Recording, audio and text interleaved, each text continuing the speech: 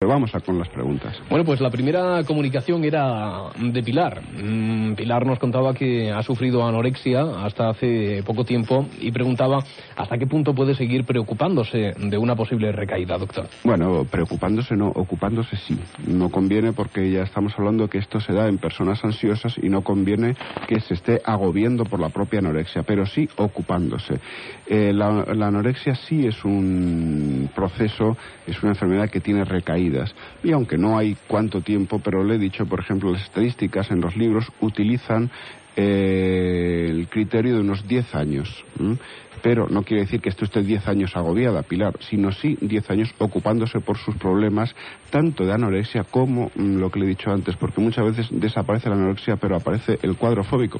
Por cierto, que hablando de libros, me recuerda, Roberto, que habíamos prometido la semana pasada... Texto sobre la bulimia, ¿no? Un texto, sí, efectivamente estuve buscándoselo a nuestra oyente y se lo dije cuando quiera. Bueno, pues, a ver, seguimos primero con una pregunta, una segunda consulta de Pilar, que también se interesaba sobre la importancia que puede tener dentro de su enfermedad que su familia sea muy dominante. Bueno, qué barbaridad. Si nos hacen estas preguntas los oyentes, ya no tenemos que seguir hablando de los factores de riesgo. Sí, Pilar, efectivamente, entre los factores de riesgo que yo hablaba antes a Roberto para decirle...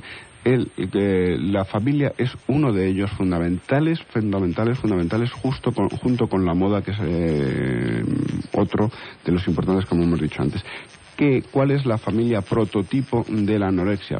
Prototipo quiere decir que es la más corriente, pero ojo, no quiere decir que sean todos. Es una familia con un padre autoritario, dominante, distante y frío, que no entiende lo que le pasa a su hija y que no habla con ella, y una madre angustiosa, que se agobia constantemente, que está encima de ella, que le dice come, come y come. Esa familia, donde el padre fundamentalmente es dominante y autoritario y la madre angustiosa, es el factor de riesgo, es el prototipo de la anorexia nerviosa. Bueno, pues vamos con ese texto sobre la bulimia que nos preguntaba y nos solicitaba un comunicante. Esta oyente, que recuerdo que era una oyente, la semana pasada me preguntó un texto sobre la bulimia. Entonces he estado durante esta semana viendo varios. Bueno, sobre la bulimia específica no hay ninguna, porque la bulimia casi siempre va unido a la anorexia, o no siempre, pero casi siempre. Entonces hay un texto, tome usted nota, querida oyente, y coja papel, lápiz y mucha tranquilidad, porque el nombrecito se las trae, el de la autora. El libro se llama Anorexia nerviosa y bulimia. Anorexia nerviosa y bulimia. Punto. Amenazas a la autonomía. De todos los que yo he estado ojeando, lo que he estado leyendo, creo que es el más interesante para ustedes, puesto que habla de las causas del tratamiento y además les pone casos clínicos para que ustedes puedan ver, puedan comparar y puedan ver los síntomas que tiene su familiar y los pueda comparar con otros. El autor es Cecile, se lo voy a deletrear, Cecile Raus, R de Roma, A de América, U, S de Sevilla, C de Cantabria y H. Y el otro apellido, Gerscovici, H, E de España, R de Roma, S de Sevilla, C de Canarias, O de Oviedo, V de Valencia, I de Italia, C de Canarias, I de Italia. Y la editorial es Paidós, eso es más fácil. Usted pregunta a la editorial Paidós por el nombre y aunque no haya cogido bien el autor, con anorexia nerviosa y bulimia, editorial Paidós, lo va usted a encontrar. Bueno, en cualquier caso, si nuestro comunicante o nuestra comunicante todavía tiene alguna duda, nosotros a través del 3470762 por línea, le damos cualquier explicación sobre ese texto. Bueno, seguimos respondiendo a nuestros amigos. En este caso es un caballero, Nacho, que pregunta si se puede considerar anorexia la idea obsesiva de querer aumentar peso. No se puede considerar anorexia, pero sí se puede considerar uno de los trastornos de los cuales, si usted recuerda, querido Nacho, cuando hablamos al principio, el primer día, no hablamos de la anorexia, sino de los trastornos de la alimentación. Y la tendencia compulsiva, ansiosa a ganar peso sí es un trastorno en la alimentación, pero no es una anorexia.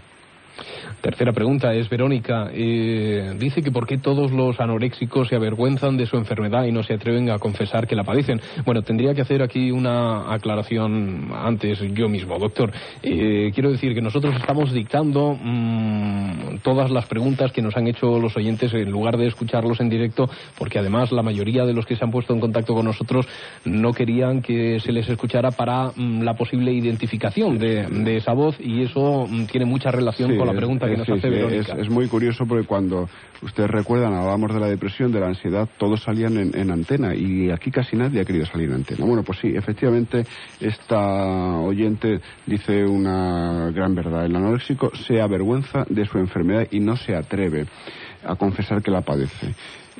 ¿Por qué? Pues fundamentalmente porque se considera incapaz, se avergüenza de no poder controlar sus impulsos. Y entonces no solo no dice que padece la enfermedad, sino que además se esconde de sus familiares, de tal manera que yo le digo a los padres que nos están escuchando que cuando vean a sus hijos comer, por ejemplo, mucho y que no engordan y que están adelgazando, piense que a lo mejor se están provocando el vómito o tomando laxantes y tomando diuréticos, y no solo no se lo dicen, sino que les van a mentir. Es decir, le van a decir que no es verdad. Pero eso es así. ¿Por qué? Porque el anoréxico se avergüenza de no poder controlar el impulso de la comida. Carlos, que dice que no sabe si hay diferentes grados de anorexia. Por ejemplo, una persona que inicia muchos regímenes alimenticios cada año y que siempre está preocupada, esa persona, por su figura, si se puede considerar anoréxica. Sí, hay incluso médicamente hay lo que nosotros llamamos la anorexia nerviosa, que es lo que yo les he estado hablando, y luego hay una cosa que se llama la pseudoanorexia nerviosa, que es una persona que, sin tener los 4 síntomas fundamentales de los que he hablado, de no haber disminuido más de un 25% de peso, de no tener esa obsesión por el espejo, de no tener la falta de 3 periodos, pero sí hay personas que tienen una falta de control en los impulsos de la alimentación y un problema en la percepción de su organismo, y siempre quieren estar adelgazando. Siempre terminan un régimen, engordan 1 kilo, 2 kilos, vuelven otra vez. Eso no es una anorexia nerviosa, pero sí que es un trastorno de la alimentación que solemos llamar una pseudoanorexia. Bueno, pues última pregunta de las que tenemos hasta el momento. María, que tiene una hija de 21 años que sufre anorexia desde hace 2 años, y pregunta si puede sufrir una persona anorexia y bulimia a la vez. Bueno, no solo puede sufrir, sino que normalmente van juntas. Hemos dicho que la anoréxica lo que hace es querer perder peso a costa de lo que sea. Entonces, ¿qué hace? Pues se provoca el vómito, toma laxantes, toma diuréticos, etcétera. Pero muchas veces, como también hay un trastorno de ansiedad de fondo, entonces tiene una bulimia compulsiva, es decir, tiene hambre, le produce mucha ansiedad, entonces come mucho. Pero naturalmente, como le horroriza adelgazar, lo que hace es que se provoca el vómito con diuréticos, con laxantes, etcétera, para adelgazar más. Entonces, casi siempre, no siempre, pero la mayor parte de las veces la anorexia y la bulimia van juntas. ¿Cuándo se cura la anorexia? Pues ya se lo he contestado antes a otra paciente. No podemos decir que se cure, es un trastorno que dura muchos años, y a lo mejor tienen un problema anoréxico a los 18, 20 años y una recaída a los 24.